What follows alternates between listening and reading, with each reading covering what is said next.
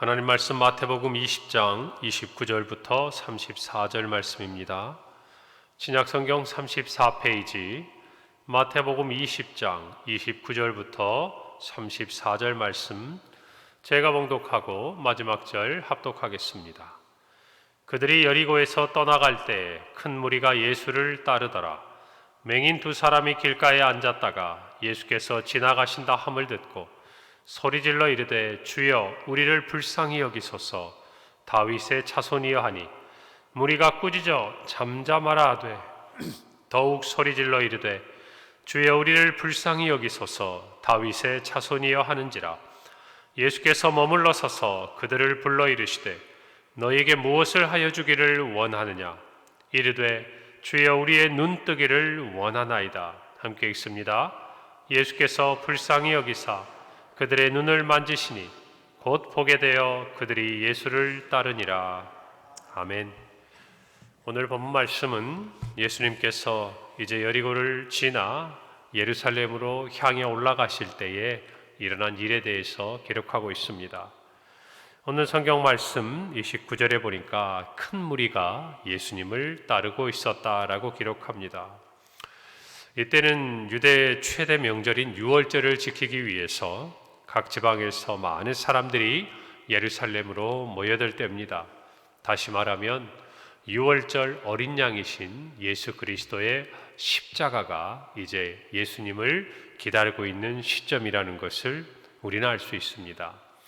갈릴리에서부터 또 모든 지역으로 예수님께서 어떤 놀라운 치유와 이적을 행하셨는지 사람들은 그 소문을 들었습니다. 그 소문들은 각지로 퍼져나가게 되었고 그 결과 많은 사람들이 예수님께 모여들었다라고 성경이 기록하고 있습니다.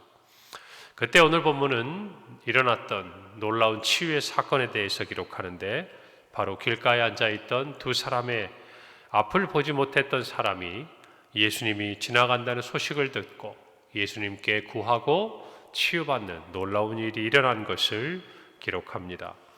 오늘 30절에 보니까 맹인 두 사람이 길가에 앉았다가 예수께서 지나가신다 함을 듣고 소리질러 이르되 주여 우리를 불쌍히 여기소서. 다윗의 자손이여 라고 외쳤다고 기록하고 있습니다. 결국 이 두 사람은 예수님께 놀라운 치유의 은혜를 받고 눈을 뜨게 되는 것이 오늘 본문의 기사요 기록입니다. 오늘 우리가 이 두 사람의 맹인 그리고 그들이 치유받는 모습을 보면서 우리 또한 하나님 앞에 기도할 때 그리고 그 기도가 응답될 때 우리에게 필요한 큰 두 가지가 있다는 것을 교훈을 통해 얻고자 합니다. 그 첫 번째는 바로 이 두 사람의 맹인이 외쳤던 소리 중에 주여 우리를 불쌍히 여기소서라는 말입니다. 오늘 저와 여러분이 예수님 앞에 나와왔습니다. 그때 우리의 마음에 간절한 소원이 있다면 우리는 응당 이렇게 예수님께 기도해야 합니다. 예수님, 우리를 불쌍히 여기소서. 놀라운 기적, 앞을 보지 못했던 두 사람이 눈을 뜨게 되는 이 기적은 바로 두 맹인의 이 말에서 시작이 된 것입니다. 오늘 저와 여러분의 모든 기도가 응답되는 데 있어서의 그 첫 번째 출발점은 바로 이와 같은 고백입니다. 하나님, 나를 불쌍히 여겨 주옵소서. 여러분, 우리의 마음에 간절한 간구가 있다면요, 그 모든 것은 바로 이 말에 대한 하나님의 마음으로부터 시작되는 것입니다. 예수님께서 우리를 불쌍히 여기시면 우리에게 은혜가 임하는 것입니다. 하나님께서 우리를 긍휼히 여기시면 우리가 무엇을 구하든 무엇을 생각하든 아니 그보다 더 좋은 것으로 하나님이 응답하시는 분이라는 것을 저와 여러분은 믿어야 합니다. 이것을 믿고 기도하는 것과 이것을 의심하며 기도하는 것은 하늘과 땅 차이라는 것을 저와 여러분이 아셔야 합니다. 여러분, 예수님이 이 땅에 오셨습니다. 마태복음 9장 35절부터 36절은 예수님이 이 땅에 오셔서 모든 도시와 마을에 다니시면서 회당에서 그들을 가르치셨고 천국 복음을 전파하셨고 또 모든 병과 모든 약한 것을 고치셨다라고 말합니다. 이것이 예수님의 이 땅에 오셔서 육신의 몸을 입고 행하셨던 가장 주요한 세 가지 사역입니다. 가르치시고 전파하시고 고치셨습니다. 그런데 이 모든 것이 어디로부터 시작되었는가 하면 이어지는 마태복음 9장 36절 말씀, 무리를 보시고 불쌍히 여기시니 이는 그들이 목자 없는 양과 같이 고생하며 기진함이라 라고 기록합니다. 결국 예수님은 우리가 목자 없는 양처럼, 여러분, 양에게 있어 목자는 절대적인 존재입니다. 서라 하면 서고, 먹으라 하면 먹고, 마시라 하면 마시고, 눈도 어둡고 스스로 길을 찾지 못하는 이 양에게 목자는 자기의 생명선과 같은 존재예요. 여러분, 그런데 그 목자가 없다는 것, 어떤 결과를 가져오겠습니까? 줄이고 또 마시지 못하고 그들의 생명이 언제나 위협을 받는 그런 존재가 되는 것 아니겠어요? 그러니 당연히 고생하고 기진하는 것이죠. 마치 하나님 없는 이 땅의 모든 영혼들이 겪어야 되는 그들의 영적인 상태와 또 이 땅에서의 삶에 대해서 표현하고 있는 것과 같습니다. 여러분, 그들이 하나님 안에서 마땅히 얻어야 될 은혜와 자유를 누리지 못할 때 예수님은 그것을 불쌍히 여기셨어요. 이때 불쌍히 여기신다는 이 단어 헬라어 스플랑크니조마이는 여러분 창자를 뜻하는 스플랑크논에서 유래한 말이에요. 유대인들은 그 당시에 우리의 이 내장기관, 특별히 창자에 긍휼히 여기는 마음, 누군가를 동정하는 마음이 담겨져 있다라고 생각을 했습니다. 그래서 그들의 이 내부의 기관, 이 창자는 감정을 가지고 있다라고 생각을 했어요. 그러니까 이 불쌍히 여긴다라는 이 말 속에서는 깊은 우리의 이 속으로부터 우러나오는 긍휼한 마음, 거기에 동정하는 마음을 표현하는 말이에요. 예수님은 단순히 안 됐다 이 표현이 아니라 마음 깊은 곳에서부터 자신에게 나오는 그 사람들을 불쌍히 여기셨다라고 성경이 기록하고 있는 것입니다. 히브리서 4장 15절은 우리에게 있는 대제사장은 우리의 연약함을 동정하지 못하시리가 아니다 그랬습니다. 이때 우리의 연약함은 단순히 영적인 우리의 갈급함만을 표현하는 것이 아니라 실제적으로 배고프고 목마르고 연약하고 병들고 아픈 우리 이 땅의 모든 것들을 예수님은 인간의 몸을 입고 오셔서 우리와 함께 동정하신다 이 말이에요. 예전 한글 개역성경판에 보면 체휼하셨다, 모든 것을 몸소 경험하셨다, 느끼셨다, 이 표현을 우리에게 알려주고 있는 말입니다. 오늘 저와 여러분이 기도할 때 이 한 가지를 기억합시다. 예수님은 우리를 불쌍히 여기신다. 할렐루야. 예수님은 우리를 긍휼히 여기신다. 이것을 믿고 하나님 앞에 기도하시기를 바랍니다.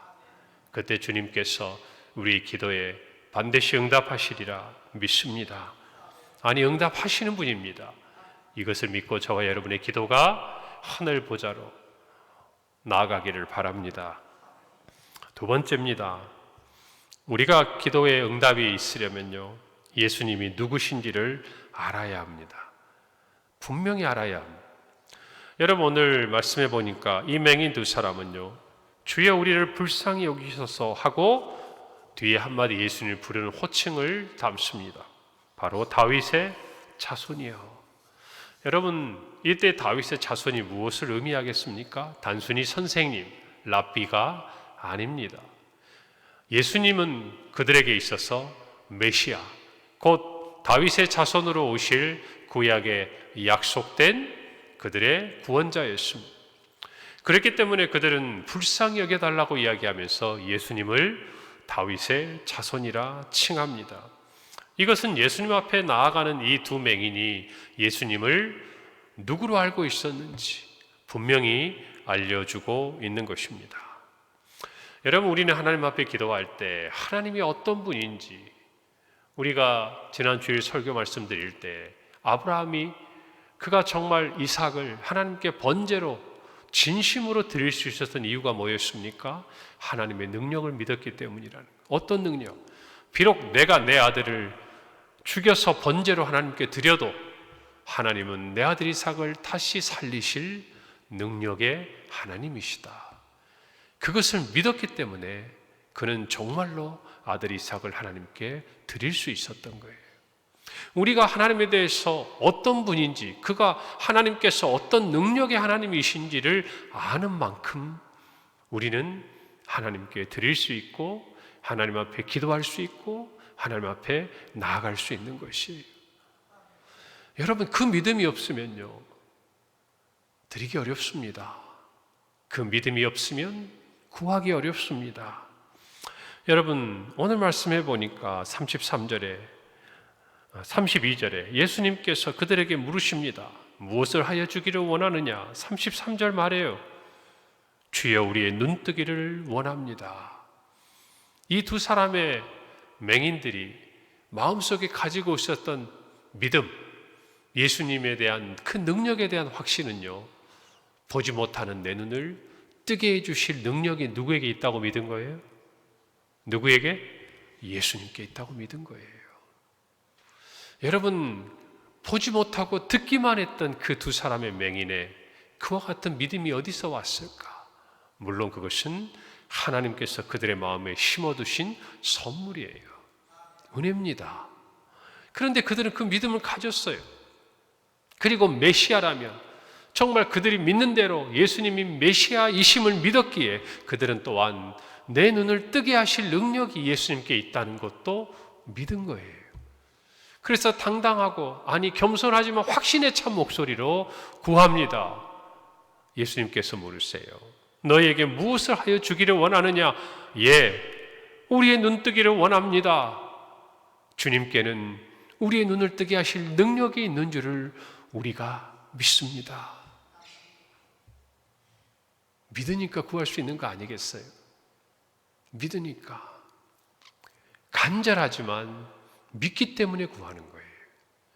여러분, 저와 여러분이 예수님이 누구신지를 안다면, 하나님이 어떤 분인지를 안다면, 우리가 2주 전의 설교처럼 인생의 풍랑 가운데서 우리를 건지시고 보호하실 능력의 하나님의 아들이신 것을, 우리 앞에 불어오는 인생의 파도를 말씀 한마디로 잠잠하게 하시고 잔잔하게 하시는 분인 것을 알고 믿는다면 우리의 기도는 그에 합당한 기도가 될 것이고 우리의 기도는 우리의 믿음대로 응답될 것을 믿으시기를 바랍니다. 예수님이 누구신지를 알아야 돼요. 그것을 모르고 기도하면 이리저리 흔들립니다. 이와 같은 사람들은 주께 얻을 것을 여러분 기대할 수가 없는 거예요. 오늘 저와 여러분의 기도가 있습니다. 여러분은 여러분의 기도에 하나님이 능히 그 모든 것을 이루실 능력의 하나님이심을 믿고 기도하고 계십니까? 그 기도가 우리에게 있기를 바랍니다.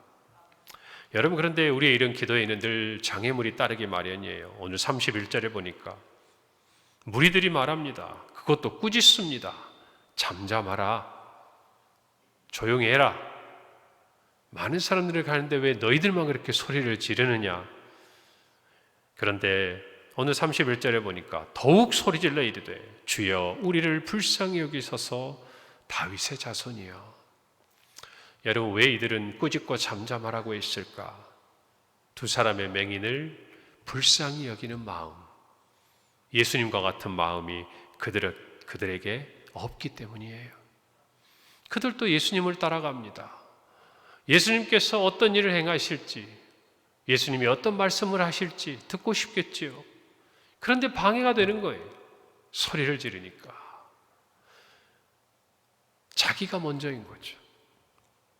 그들이 어떤 아픔을 겪고 있는지, 그들이 어떤 마음으로 보이지 않는 그 상태에서 예수님이 지나가신다는 그 소리만 듣고라도 이 순간이 그들의 인생 가운데 그저 지나가지 않기 위해서 얼마나 힘을 다해서 소리를 질러 이렇게 예수님이 내 앞을 지나가시면 안 된다는 그 절박한 마음으로 외치고 있는지, 그리고 더 나아가서 예수님께서 그들을 긍휼히 여기시면 그들이 들었던 그 모든 얘기가 그들의 눈앞에서 펼쳐질 것이라는 것을 그들은 믿지 않기 때문에, 긍휼히 여기지도 않기 때문에 꾸짖고 있는 거 아니겠습니까?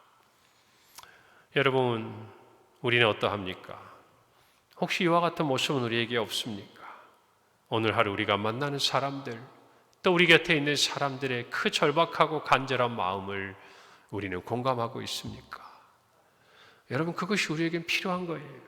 가난한 사람, 질병에 시달리는 사람, 오랜 시간 병마로 투병하는 사람, 사람 때문에, 말 때문에 상처 입는 사람. 여러분, 우리는 어쩌면 가볍게 이야기할지 몰라요. 그만 됐어. 이제 그만해. 충분히 했잖아. 아니요. 그들에게는 충분치 않은 거예요. 그들에게는 이 순간이 지나가면 안 되는 거예요. 여러분, 그 마음을 가지고 함께 긍휼히 여기는 마음이 있기를 바랍니다. 입장을 바꿔 생각해 보세요. 만약 이 무리들, 꾸짖었던 그 사람들이 두 맹인이었다면 그래도 그랬을까요? 아니겠죠. 우리 모두가 그런 마음으로 우리 곁에 있는 누군가를 돌아볼 수 있기를 바랍니다. 예수님께서 머물러 서셨습니다. 이때까지 외쳐야 되는 거예요. 이때까지 기도하는 거예요. 포기하지 말아야 되는 거예요. 사람들의 말이 아니라 우리 주님의 음성, 너에게 무엇을 하여 주기를 원하느냐는 이 음성을 들을 때까지 기도의 끈을 놓지 말아야 하는 거예요. 그 말이 우리에게 들리기까지 수많은 사람들의 말이 있어요. 그만해. 필요 없어. 우리의 원수의 속삭임도 있어요. 하나님, 예수님은 너를 사랑하지 않아. 하루에 한두 번이라도 낙심하게 하는 그 모든 말로부터 우리는 우리의 마음을 지키고 끊임없이 기도해야 돼요. 언제까지? 예수님이 발걸음을 멈추고 내가 너에게 무엇을 하여 주기를 원하느냐라는 주님의 그 음성이 나에게 들릴 때까지, 말씀을 통해서, 묵상을 통해서, 기도의 응답을 통해서 주실 때까지 우리의 기도는 멈춰서는 안 되는 것입니다. 여러분, 우리 모두의 오늘의 기도가 그와 같기를 바랍니다. 오늘 34절에 예수께서 불쌍히 여기사 그들의 눈을 만지시니 곧 보게 되어 그들이 예수를 따르니라. 여러분, 두 사람의 맹인이 받은 축복, 그것은 눈을 뜬 데서 멈추는 것이 아니에요. 그들이 눈을 뜬 순간 그들의 눈에 가장 처음 본 얼굴이 어떤 얼굴이었을까요? 예수님의 얼굴입니다. 여러분이 인생의 어느 고난의 자리를 벗어나서 가장 처음 보고 싶은 얼굴이 어떤 얼굴입니까? 주님의 얼굴이 되기를 바랍니다. 그것도 어떤 주님? 이제 얼마 뒤에 일주일 정도가 지나면 십자가에 달려 죽으실 그 마지막 예수님의 얼굴을 이 두 사람의 맹인은 눈을 뜬 순간 처음 본 거예요. 그리고 그들이 눈을 뜨고 그렇게 간절히 소원했던 그 얼마의 시간을 그들은 예수님을 따릅니다. 무엇을 보게 되었을까요? 그들은 어쩌면 그 전에 3년 동안 예수님을 따랐던 제자들, 그들과 똑같은 시간에서 예수님의 이 땅에서의 마지막 구세주로서, 그리고 사망 권세를 이기시고 부활하신 그 모든 것들을 두 눈을 똑바로 뜨고 보고 있는 거예요, 여러분. 저와 여러분도 이 눈을 뜰 수 있기를 바랍니다. 육신의 눈을 넘어서 우리의 영적인 눈을 뜨고 예수님을 바라볼 때에 우리를 위해 죽으시고 또 우리를 위해 부활하신 주님의 능력이, 그 은혜가 저와 여러분의 삶에 충만할 줄로 믿습니다. 기도하겠습니다. 하나님, 감사합니다. 오늘 이 말씀대로 우리의 눈을 뜨기를 원합니다. 우리의 연약함을 치유받기를 원합니다.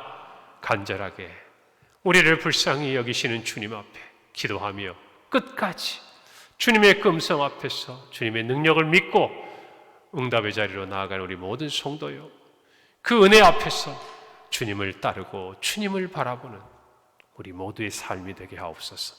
예수님의 이름으로 기도합니다. 아멘.